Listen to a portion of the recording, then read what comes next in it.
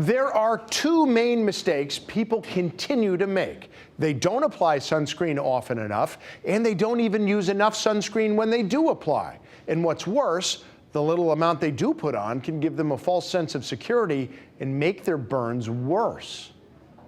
That is exactly how a lot of people get burned.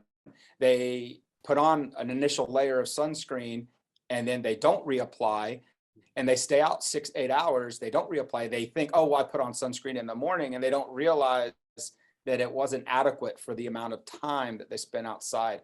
Dermatologist Dr. Christopher Bunick at the Yale School of Medicine said people can also get a false sense of security by getting what they think is just tanned but not burned, except it doesn't work like that. He said all tans are burns, and they all add up. This is probably one of the biggest lines that I tell my patients. The skin remembers all the sun it ever sees. Dr. Bunick said to make things easy to remember, reapply every 2 hours. But how much?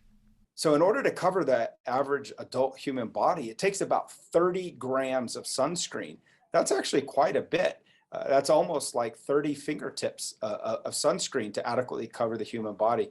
He said it's about 3 shot glasses worth. As for which sunscreen, thicker, broad spectrum ones are better, but he said picking the most comfortable sunscreen for you is best because that's the one you're going to be most likely to reapply. Or just go for the one sunscreen you don't need to reapply, sun protective clothing. Well, I'm a huge believer in the sun protective clothing. It works a lot, especially the children, from children to adults, from males to females. They have clothing for everyone. And the clothing's come a long way. I think when these businesses first started, the clothing wasn't necessarily the cool clothes that people wanted to wear, but now they're pretty stylish and they actually look classy. I'm Tim Lammers, Fox 61 News.